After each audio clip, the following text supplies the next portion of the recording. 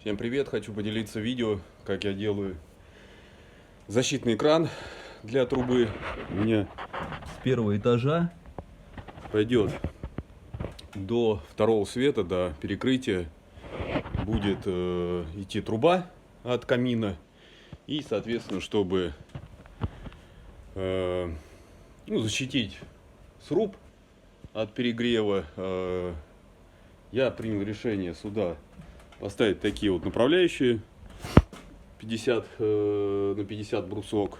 Хочу сразу поделиться своим впечатлением, что лучше брать брусок строганный 50 на 50, чем просто пиленый, потому что он кривой. Я задолбался подгонять ровную поверхность. Здесь у меня будет такой гипсокартон огнестойкий, он розового цвета, 12 миллиметров.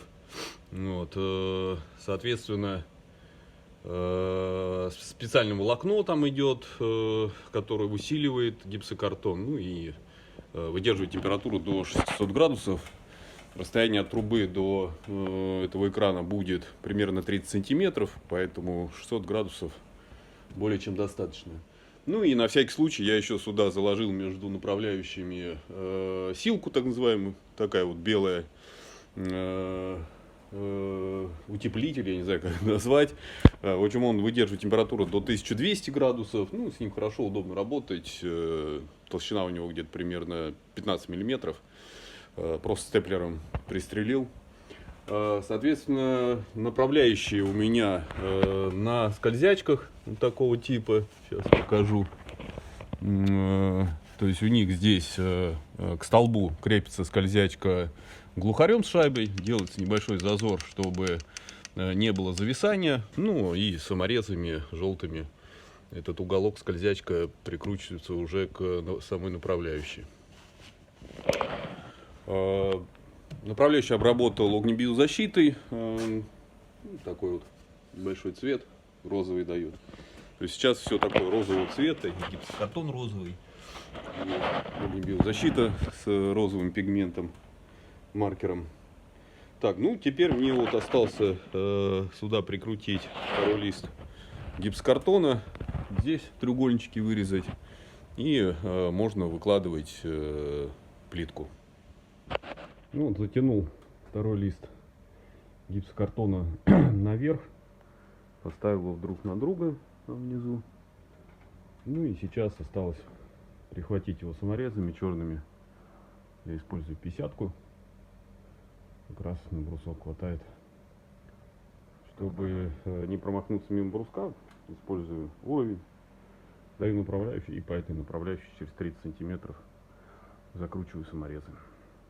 Все, закончил с гипсой огнестойкой. Вот такой получилась конструкция с треугольничком вверху.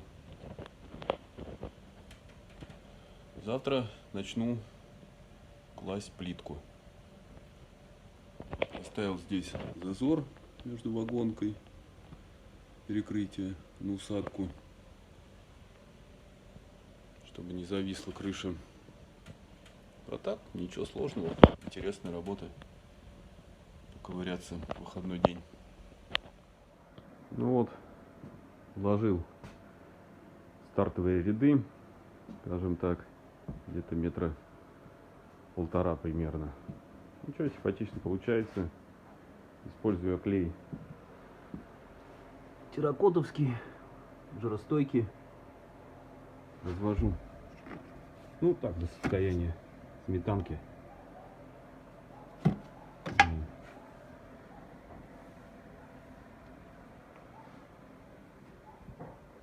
Подготовил сразу плиточку, половинчатые ряды. Режу обычным ручным резаком.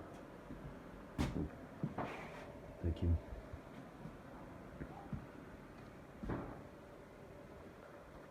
Ну и предстоит 5 метров поднять наверх. Здесь второй свет, перекрытия не будет, поэтому вот пойдет такой защитный экран от пола до крыши. В процессе монтажа задался вопросом, а на что, собственно говоря, лучше клеить? На мастику термостойкую или на клей термостойкий? порылся в интернете, на форумах, никто не дает такого однозначного ответа.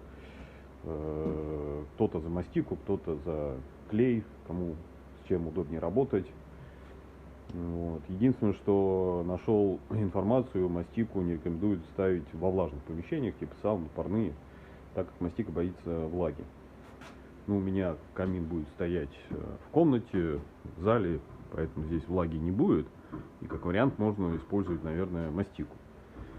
Вот, поэтому я решил наклеить пару образцов. Один на мастику, другой на клей. И попробовать занести потом это в баню. У меня есть небольшая пристройка, где я поставил печь. И погонять там в жарких условиях, а потом попробовать на отрыв, что лучше держится. Но продолжаю клеить пока на обычный клей сухой, который развожу с водой. Вот уже перешел через уровень второго этажа перекрытия. Еще, наверное, денек и дойду до верха. Ну а результат посмотрим, кто выдержит нагрузки и кто будет лучше держать плитку на отрыв. Подхожу к финальной части. Осталось буквально метр, если наискосок еще, приклеить плитку. Технология очень простая. У меня есть вот такой шпатель, гребенка 6 мм, по-моему. Плитка тонкая, поэтому использую не очень крупную гребенку. Наношу. Сразу лайфхак: лучше убрать вот здесь по стыку излишки.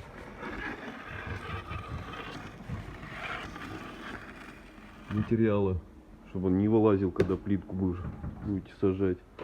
И еще лучше сразу вот убрать вот эти остатки с лицевой части плитки. Они не засохли. Потом будет просто сложнее убирать их под затирку. Ну и получается сразу вот такая есть каемочка. Плитку сажаешь и клей не вылазит. Я заранее напилил вот таких половинчатых плиток, чтобы не пилить их каждый раз. А сразу напилил несколько штук и шарашу ряды.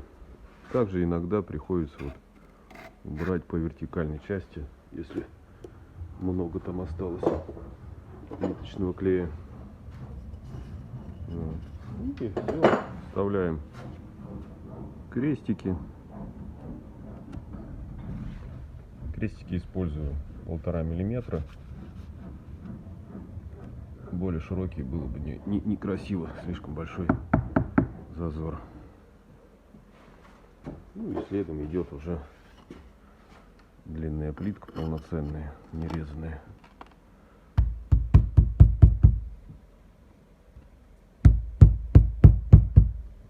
Вот таким образом. Также периодически проверяю уровнем, чтобы не было покачивания с соседними плитками. Ну, покачивания нет, значит все нормально, все в уровне. Ну вот так. Ну и соответственно дальше точно так же вставляю крестики между плитками и прохожу ряд за рядом. Вот, осталось немножко, дальше клей засохнет, можно ставить, вернее делать затирку. Затирка тоже термостойкая, белого цвета, под плиточку в самый раз пойдет. Вот так. Ну что, прошло 48 часов с момента, как я наклеил две плиточки. Одну на клей жаростойкий, другую на мастику жаростойкую. Вот, сейчас погоняю пару часов в парилке в бане. Возле трубы поставлю плиточки. Ну, как раз сымитировать, как вот будет у меня в доме. Защитный кран с плитками примерно 20-25 сантиметров от трубы, от печи. У меня здесь выход наверх. Вот, пусть они здесь попарятся. Ну а потом посмотрим, кто будет крепче на отрыв. Наклею или мастика. Прошли сутки, как я приклеил последние квадратные метры плитки. Нужно выдергивать крестики и замазывать стыки затиркой, затирать. Выдергивал сначала крестики пальцами. Под конец уже настолько устали пальцы, поэтому взял пассатижи и просто пассатижами их выдергиваю. Так намного легче и пальцы не болят. Так что рекомендую пассатижами их выдергивать, чтобы пальцами не натирать. Если маленький какой-то объем, наверное, можно и пальцами, но у меня 5 квадратов. Не очень удобно пальчиками выдирать. Осталось немножко. Хочу показать, как я делаю затирку. В инструкции к затирке сказано, что нужно выдавливать пистолетом строительным. Делать носик, срез примерно 6 мм, но у меня здесь всего 1,5 мм между плитками. Поэтому решил, что, наверное, пистолетом не вариант. У меня есть шпатель для обоев, разглаживатель, губка специальная, чтобы смывать затирку. Ну и я делаю очень просто шпателем, вот таким образом, в разных направлениях разглаживаю затирку, как бы вдавливаю ее с небольшим усилием между плитками. Вот, после чего просто беру губку и смываю затирку, излишки затирки губкой. Сейчас намажу кусочек, потом отсниму, как я снимаю излишки затирки губкой. Вот у меня губка специальная для смывания затирки, она с такими порами. Просто беру ее, чуть-чуть отжал, когда первый раз смываю затирку. Все лишнее остается на губке. Потом уже более сильно отжимаю ее и протираю еще раз.